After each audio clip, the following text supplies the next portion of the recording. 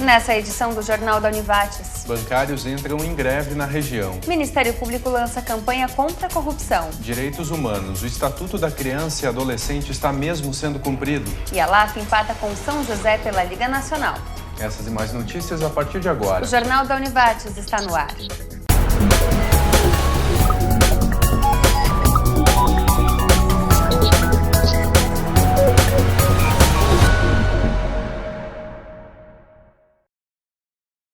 Boa noite. Boa noite. A agência do Cine de Lajeado adere ao Empregar RS e no dia 16 faz um mutirão para empregar mais trabalhadores. A atividade ocorre na Câmara de Vereadores das 8 da manhã às 2 da tarde. A procura por emprego aumentou 55% em um ano em Lajeado. A agência recebeu esse ano 3.355 solicitações, enquanto no mesmo período do ano passado foram 2.162 pessoas procurando emprego. A iniciativa é da Fundação Gaúcha do Trabalho e Ação Social. As empresas interessadas em participar da ação devem contatar a agência pelo telefone 3714-3784. O projeto de lei que visa a criação de cargos em comissão foi sancionado pelo prefeito de Lajeado, Luiz Fernando Schmidt, nesta sexta-feira. Com isso, 28 dos 87 CCs exonerados serão recontratados. Os contratos já foram encaminhados ao setor de recursos humanos da Prefeitura. Os recontratados são cargos de coordenação, como Recursos Humanos, Defesa Civil e do Departamento de Trânsito. Os próximos CCs a serem readmitidos devem ter a situação definida até a semana que vem. A greve dos bancos atinge a região. No Vale do Taquari, cerca de 150 funcionários de 6 bancos pararam as atividades hoje. A paralisação não tem data para terminar e deve prosseguir até que a classe patronal ofereça nova proposta. 6 bancos da região estão com atividades paralisadas. A greve dos bancários atingiu as agências da Caixa Econômica Federal e Banco do Brasil, de Lajeado, Estrela e Arroio do Meio. Em Teutônia, somente o Banco do Brasil aderiu à greve até o momento. No Santander, em Lajeado, a greve é parcial. A categoria reivindica reajuste em 16%. Não foi aceita, então, essa proposta de 5,5% que os bancos ofereceram, que a proposta é muito abaixo do que nós estávamos reivindicando, que seria os 16%. A inflação do período, que deu 9,88% NPC, e mais um ganho real de 5,70%. E outras reivindicações que seriam o aumento do quadro funcional, tanto dos bancos públicos, tanto dos bancos privados, que não está acontecendo também, e o fim das metas abusivas e o assédio moral que está adoecendo muito a nossa categoria. As agências paralisadas têm identificação com cartazes. Alguns serviços estarão prejudicados. Está atrasando um pouco para a gente conseguir fazer o que a gente veio fazendo no banco. Pela caixa eletrônica dá para fazer tudo certinho. A greve não atrapalhou o que tu precisava fazer? Não, até agora não. Eu não consegui, eu vim fazer um depósito, eu tive que ir até a lotérica, né, então para efetuar o depósito. Isso aí já é de praxe, né? Quando eles querem aumentar, eles fazem isso aí, eles fazem a greve, né? Eu acho que é ruim, né? Para o povo, para todos, né? Até para todos que trabalham, todo mundo tem que girar no banco, né? Então fica ruim. Isso eu acho que fica ruim para a população, né? Acaba afetando todo mundo, não só eles, né? Não, eu acho que é direito deles, mas acaba prejudicando o resto da população, porque nem todo mundo consegue se locomover até a lotérica e acaba prejudicando, né, as pessoas. Realmente fica prejudicado pela Caixa Federal, Minha Casa Minha Vida, os financiamentos, os produtos que os bancários oferecem para todos os clientes, isso fica prejudicado. Mas o que não fica prejudicado é os saques no atendimento, os depósitos vão ser processados normalmente. Não há previsão para retorno das atividades. No ano passado, a greve na região durou 4 dias. Todos os anos, a Ordem Demolay Gaúcha faz um congresso de nível estadual em uma cidade do estado. O capítulo Cavaleiros Templários do Vale do Taquari, que é o representante da Ordem Demolay em Lajeado e Vale do Taquari, teve a candidatura aprovada para sediar o congresso desse ano.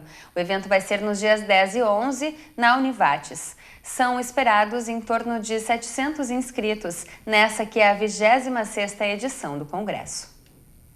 Sexta-feira tem o 5º workshop do projeto de desenvolvimento e apoio à implantação de uma estratégia de prevenção de riscos associados na Bacia Taquari-Antas.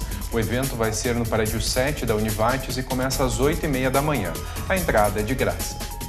E a seguir, 10 medidas contra a corrupção. Uma campanha do Ministério Público. Nós já voltamos.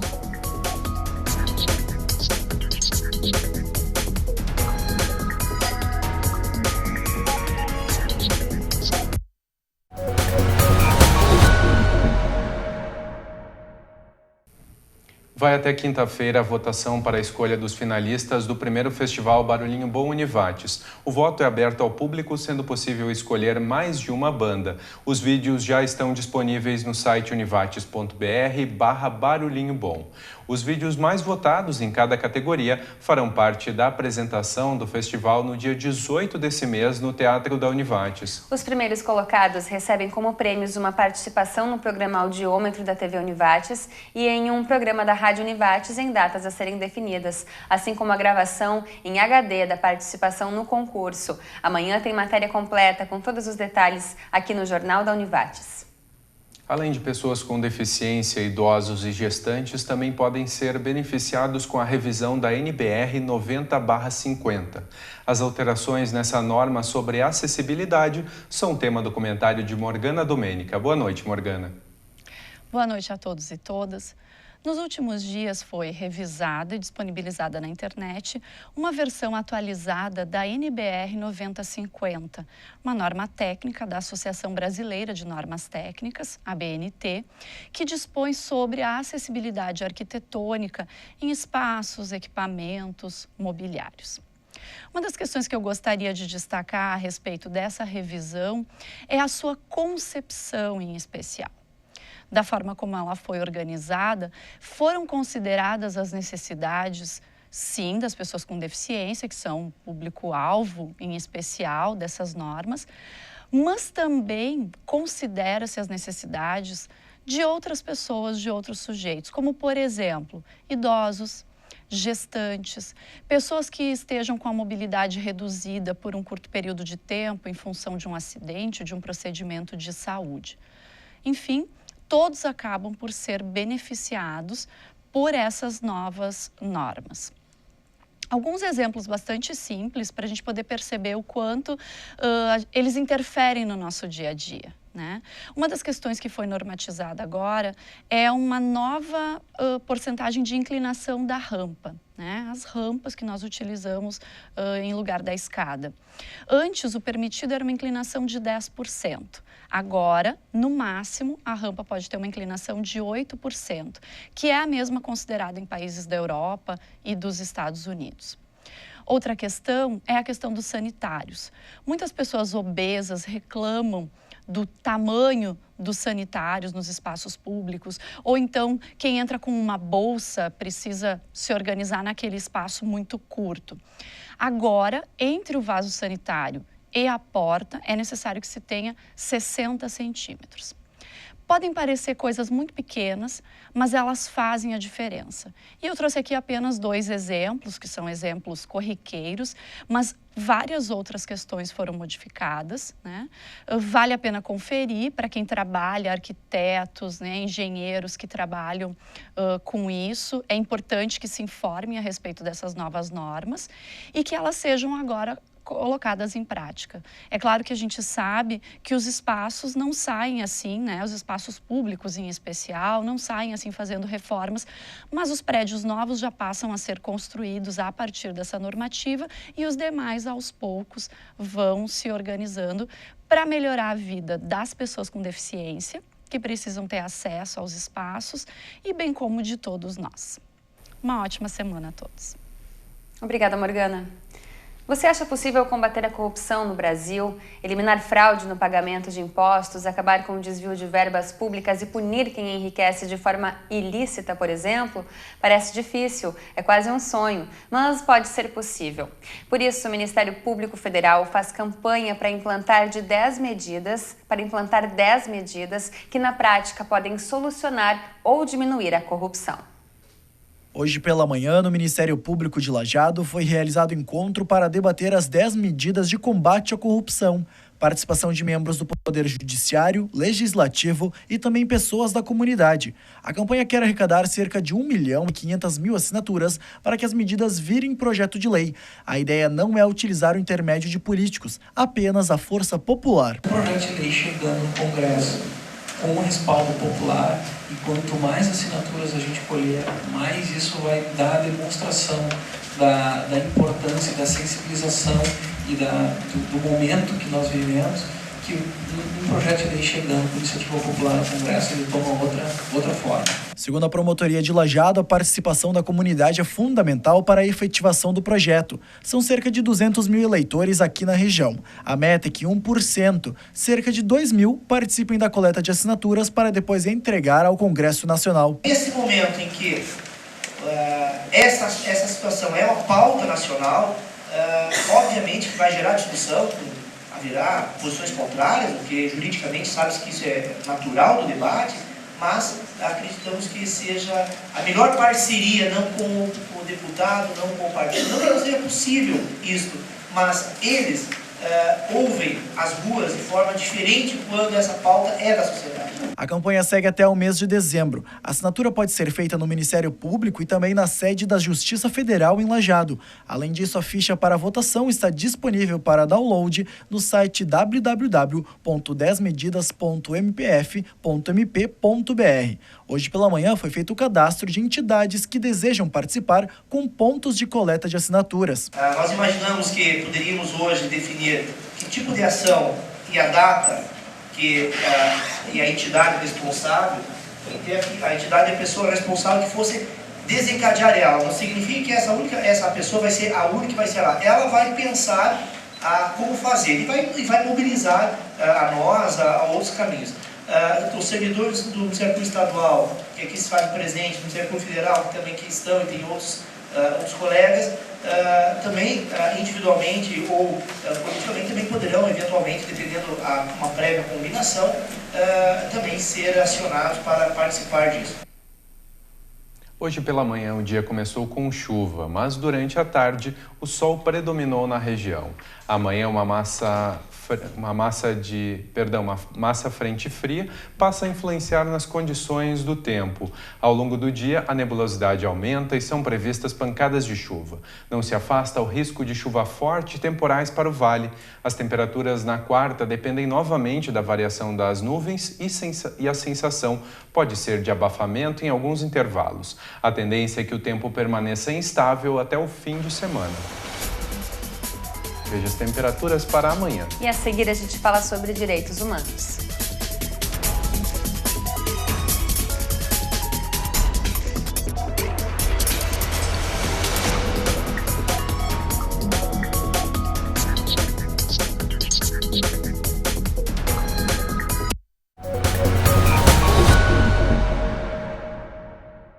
Quinta-feira, das 9 às 11 da manhã, tem um evento na Praça da Matriz para homenagear os idosos de Lajeado. O Tributo à Vida vai reunir a melhor idade para lembrar a comunidade sobre a criação do Estatuto do Idoso, comemorada no dia 1º de outubro. Na programação, apresentações, oficinas e rodas de conversa. Em caso de chuva, o evento será cancelado.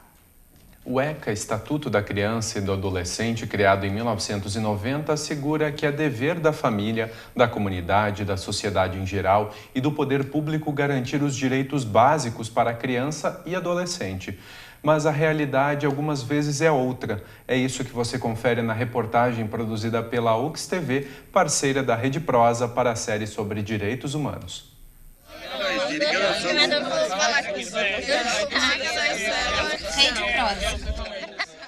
Vejo os agentes do Pra Casa abraçar suas famílias e nós aqui dia após dia. Tem vários manos que passam o tempo aqui, Páscoa, Natal, sem sorrir. Eu peço a Deus para escutar minha oração, cuidar dos meus irmãos, A melodia que aquece os corredores gelados do CASE, Centro de Atendimento Socioeducativo, é por algo que se perdeu: a liberdade. O jovem de apenas 18 anos sabe bem o sabor da simples ausência de ser livre. Aos 9 anos de idade, procurou nas drogas algo que nem ele mesmo sabia o que buscava. Minha mãe sempre me falava que isso aí não ia dar certo, né?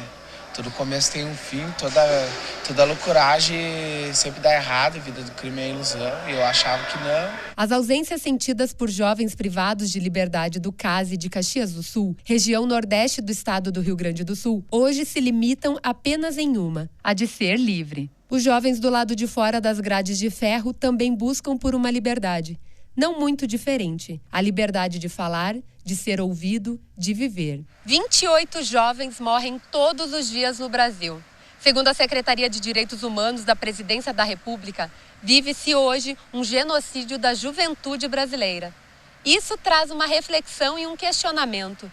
O jovem no Brasil é levado a sério? Dependendo, a gente não é levado a sério. Por que não? No que não é levado a sério?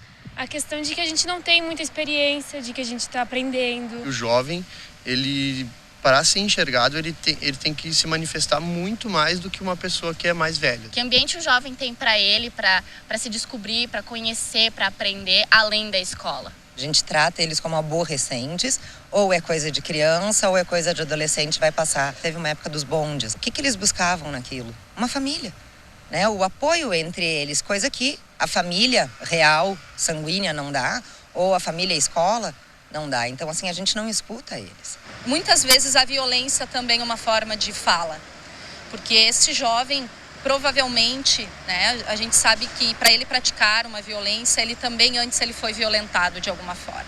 E eu não sei se a gente consegue, né, uma sociedade como um todo, olhar isto como uma comunicação e um pedido também de ajuda, muitas vezes. O jovem não é o culpado da violência. O jovem não é o culpado. E a gente está retornando a culpa para o jovem de toda uma violência que está aí na sociedade. A base que falha está na estrutura, já vem lá de uma mudança da própria moral da família no Brasil. Nós falamos em ressocialização. No Brasil nós não temos nenhuma socialização, como nós vamos ressocializar quem não foi socializado. O Brasil possui 23 mil jovens em cumprimento de algum tipo de medida socioeducativa. Isso representa 0,08% do total de adolescentes brasileiros, segundo pesquisa de 2013 do SINASE. Em Caxias do Sul, o CASE atende aproximadamente 30 municípios da região e está com a capacidade lotada. São no total de 78 internos para 40 vagas, sendo que desses, 19 representam o número de jovens internos devido a homicídios. Tem gente que às vezes vê a mãe e o pai passando fome, esses bagulhos, sofre de bullying no colégio, essas coisas aí, e daí, né? Pensa em evoluir, uma vida melhor, né? Eu conheço vários traficantes lá da banda, vários caras que eles eram pivetes também no colégio, como qualquer um. Se não, penso que vão trancar os guri assim, digamos que vão diminuir isso aí e vão dar 5 anos de FEBEM. Eles acham que os guri vão se abalar por isso, cara. Se abalar, que eu digo, ficar triste por isso, sendo que o guri vai sair, vai ser pior. Dá uma chance pro guri, arruma um trabalho, alguma coisa pro adolescente que ele pega e muda de vida. O porquê dele vir para cá, existe um determinado momento que alguém precisa dizer um basta a ele. Não pode se deixar de levar em conta a dor da vítima. Mas, em contrapartida, a gente também tem que buscar a reflexão no sentido de que simplesmente fechar os olhos e jogar dentro de uma jaula, de uma caixa e fechar, não vai resolver o problema. Proteção integral à criança e ao adolescente. Esse é o principal objetivo do Estatuto criado em 1990. O respeito negado ao jovem na sociedade acaba sendo o que ele adquire no mundo do crime. A liberdade do jovem ultrapassa uma cela. É uma liberdade garantida pelos direitos humanos. Os direitos humanos, eles são para todos. E quando a gente fala da criança e do adolescente, a questão ali que nós temos que considerar é a questão do desenvolvimento. Então, não se pode negar que eles estão numa fase diferente, que exigem mais cuidados e um investimento diferenciado por causa das questões de desenvolvimento. Quem é a vítima de tudo isso? A sociedade. Vivendo o que estamos vivendo, todos somos vítimas. Falar de mim é fácil, difícil é ser eu. O que eu não quero pra mim, não vou querer pra um irmão meu. Sou assim, sigo em frente. Deus está comigo, não preciso virar crente. Me emociono como é linda a liberdade, mas tem chance, estou atrás das grades. Eu peço a Deus para escutar minha oração. cuidar dos meus irmãos.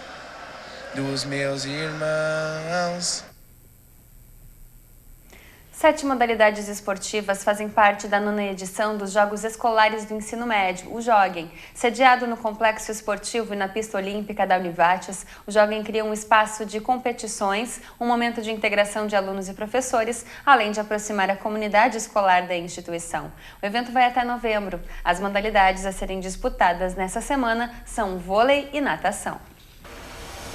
E a seguir, a LAF empata com São José. E ainda tem chance de classificação.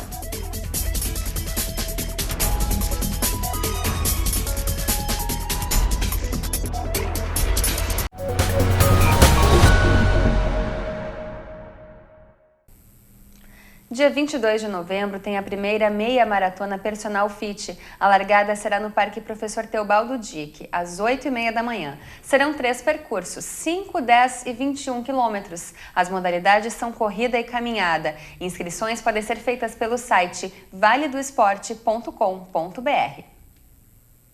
Amanhã o lajadense vai enfrentar o Pelotas no primeiro jogo da final da Copa Luiz Fernando Costa.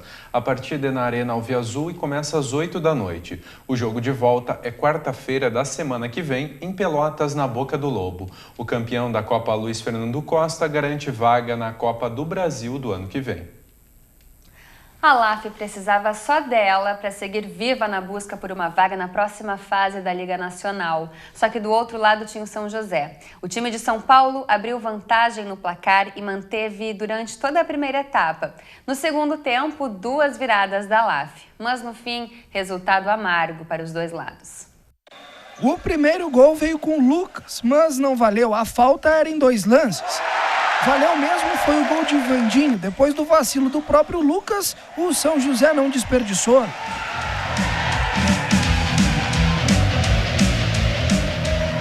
Com menos de 10 segundos depois, na dormida de Edson, o Filipinho bateu na saída de Chico. São José 2-0. Na volta para o segundo tempo, Ed Show deu o bote. Largou para Tininho, que viu bem Thiago, para fazer o primeiro da LAF.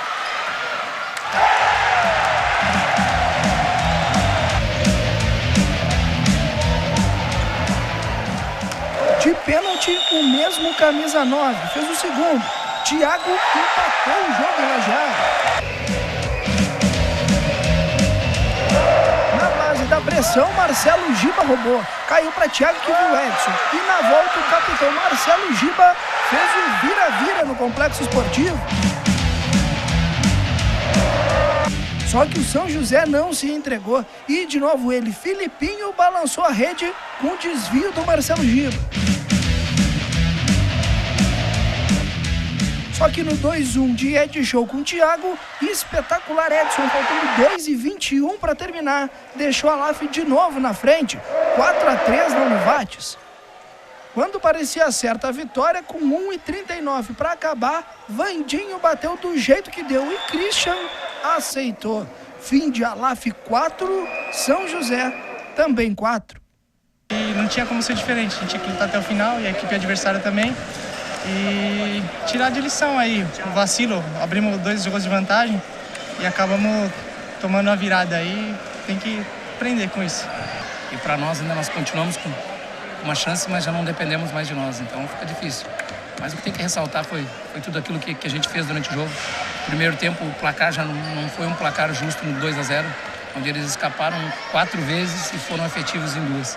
Nós tivemos 5 ou 6 oportunidades ímpares de fazer. O goleiro fez 2, 3 intervenções que definiram a primeira etapa. E depois tu correr atrás, tu tem que te atirar de algumas formas, conseguimos reverter. E tudo ou nada num desvio, a infelicidade de no 3-2 a gente se manter na frente por um tempo maior, onde eles teriam que se expor um pouquinho mais. Então a bola que é do goleiro Leone, a gente trabalhou que não poderia passar de 1 para 3, ela passou de 1 para 3 e isso desarma a segunda linha.